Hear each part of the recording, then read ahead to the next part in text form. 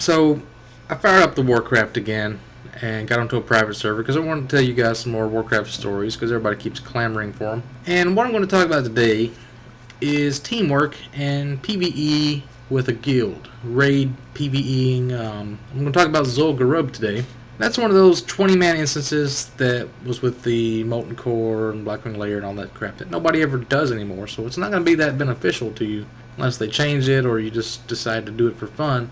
But it is going to teach you a little bit about how my Deserters Guild I used to be in with Tank, how it used to work, and problems we run into when you're running a raid with a guild, because you got 40 different people all supposed to do their job and know exactly what to do. Not only do you have to know what you're supposed to do, you have to trust your friends and stuff to know what they're going to do. You have to communicate on Ventrilo or whatever kind of voice program you use together.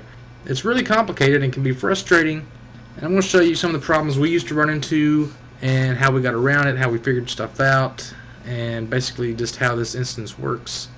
Because it was one of my favorite instances. I hated it at the time because we did it so much, but thinking back to it, I remember how fun it was. But I think why I hated it so much is because we would schedule like a 40-man raid, like Molten Core, and nobody would show up. That was our big problem. People wouldn't show up, or they'd show up late, or they wouldn't be... Like, we'd plan it for 7 o'clock, and it would take like an hour for everybody to get their crap together and get down there to start it. So that's one of the main problems. If you can get over that, you'll have a pretty good guild. So let's go into the game here, and let's... I created a character. Tank was taken. So I made a character named Tonk. This is the guy I used in my other video, but I changed his clothing. He's an orc rogue. I got phoenix claws on him, and he's dressed like a Bloodsail buccaneer. So here we go. This is Tonk.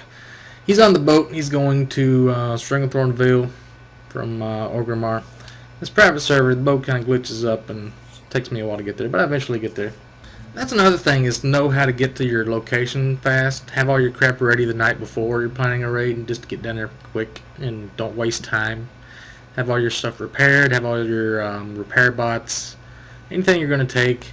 Here's the Zulian Tiger mount. There's a shot of some cat's balls. I think I was actually trying to look at the rain here, but that's the epic mount that you get from ZG. It's one of those rare mounts that drops off the guy. I made a video a while back. I was talking about the Tiger boss, so I'm going to skip the Tiger boss, I think. I'm going to go straight to the other ones. Tiger boss is one of those where you have like 2 ads and the boss, and you have to like kill them all down really low health. Don't kill any of them until the very end. You have to kill them all within 10 seconds. Or they'll start resurrecting each other and you have to start the whole process over again. And then he turns into a tiger after you kill them all, and then you have to kill the tiger, which goes ape shit and just starts pounding on everybody and just raping the shit out of everybody. So that was a pretty fun fight, and we had an incident one time where a paladin was the only guy left alive, and he was down to 1% health.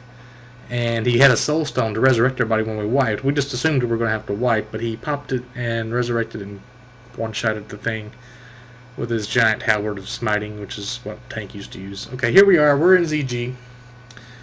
And there's several different ways you go. The whole place is like a big circle. You can go to the left there, or you can go straight to the first boss, which is the Bat Boss.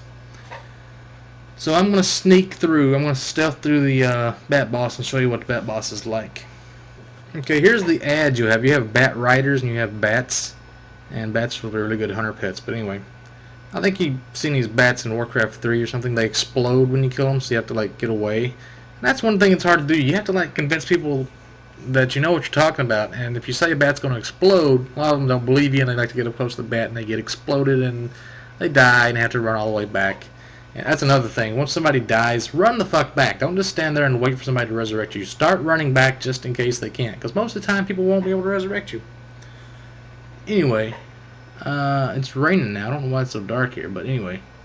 These bats detect stealth, so I have to be really careful not to walk close to them. Because they'll rape my ass. Plus, it's lagging from Fraps, so they might already be attacking me and I just don't know it. I think I have to turn Fraps on and off again because it's not drawing the boss. I should be able to see her right now. She's up on that ledge. So basically the boss, what she does, she'll come down, and you have to clear all this crap down in the bottom first, and she'll come down and turn into a giant bat and start screeching. And she'll fight like right over in there, right over in this area. This is where we like to fight her. Everybody else will be standing right over in here. All the casters and healers will be over there. But the melee stands over there and fights her close. Because right in here, this is like an area where she has this silencing effect. Every so often she'll just silence everybody. So if you're a caster or a healer, it's going to fuck you up. Nobody will have any heals for like 10, 20 seconds or whatever it is. Then once you get her down to 50%, that's when it gets interesting, because what she does is she calls in these bats that drop flaming bombs down from the sky. She calls in these bats right up in there, right in this area. They come flying in and they start dropping flaming balls all over the ground, right in here and here and here and here. And people will be standing in the middle of this fire and they don't realize it because they're so focused on healing people and watching the list of people's health go up and down, or they'll be meleeing, or if so you're right in close, if you're in melee range, she's definitely going to drop fire right in melee range. So everybody's there. That's definitely going to be one of the spots where fire hits. So everybody has to move away and get away from her. They have to keep moving the boss as you're fighting her. This is another problem I'm going to have with this next boss, the snake boss. Okay, this is the snake boss. He has 4 giant snakes up here. All this stuff down here below, all these snakes in this speaker, you can kill all these guys and wipe them out. So you're going to have 4 different tanks target each one of these snakes, and you're going to kill down the snakes first. You can only see 2 of them right here, but there's one over here and there's one over here on the side. I'll move so you can see those. They're not hard. It just takes like about a minute or so to kill all 4 of those snakes down. Then you're going to have the boss by himself. And the boss is another one of those bosses that once you get him down to 50%, he changes into a snake. And you have to do something a little different. The problem we have with the boss, you fight him right over in here, you have a melee tank, and everybody else has to stand back. Because if you have so many people within range of him, it multiplies the damage of this holy lightning or whatever it is spell he uses. And if you have like 10 people up close to him, it'll do about 30,000 damage and it'll just kill everybody, so you can't do that.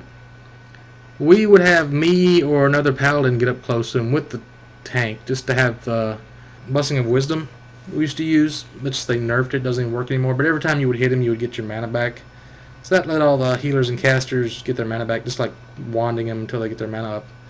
Basically, when you get him 50%, he would turn into a snake, chase you around, and have these giant poison clouds come out. So you have to keep moving to get out of the poison clouds. That poison would just rape the shit out of you, too.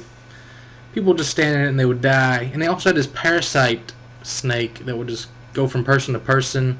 You had to like catch it out in the open and kill it, or just keep infecting people. That was a fun fight. He's not that hard, though. The main problem is people with the guilds, they don't understand this thing about multiplying damage, and you can't get in a certain range. They don't know where to stand. You have to like convince them to believe in you, and there's one guy that knows like how every boss works, and everybody else just kind of clueless and they don't believe the guy. It's really a problem with the guys in Encourage that have this meteor attack, which you have to think. Sometimes you have to do stuff that's illogical. It doesn't make sense. You don't know why you're doing it. But you have to trust the leaders to know what they're doing. Because this meteor, for example, it does, I think, 50,000 damage, something like that. And if you're the only person there, it's going to do 50,000 damage to that one guy. If you're like 5 guys there, it's going to do 10,000 damage to those 5 guys. It splits up the damage between the number of people that it hits. So the more people that it hits, the better, because it's splitting it between more people. Nobody takes that much damage if everybody gets hit by it. But they don't understand that. They're like, I don't want to get hit by a fucking meteor. And everybody runs away, the tank dies, then he starts meteoring everybody else, and everybody dies because they didn't know what the fuck they were doing. You want to get hit by this meteor, because that's how it works. Blizzard has to think up these clever bosses and different ways to come up with puzzles for you to solve, and you just have to trust the leaders to know what they're doing. And that's a good example of that. Another thing I want to show you about this snake boss is he's I think the bat boss might work the same way, but we never got close enough to the entrance to test it. A lot of these bosses, they're in like a little circular area or whatever, like different sections around this outside circle of this whole map of Zul Gurub. And this little doorway, if anybody leaves that doorway, the boss resets and he goes back to his little perch and he gets all his health back, and you're screwed. You have to start all the way over again. So if you didn't know this, if you're just starting out for the first time and somebody goes at this door, we'll get all pissed off. We're like, what the hell just happened? We almost killed the guy, and then somebody ran out. And it just gets really frustrating learning bosses like that. But it's fun. You have fun experiences, just laughing about somebody screwing up. Especially when you screw up and nobody dies. That's always better than just wiping and have to run back. You could also use it to your advantage, like if you know you're going to wipe and you don't have any soul stones or something like that, somebody runs out and resets the boss, then you resurrect your body and try again.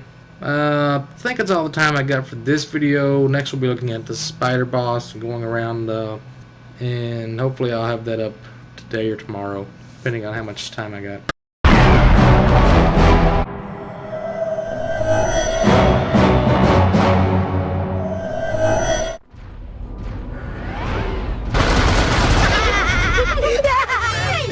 Show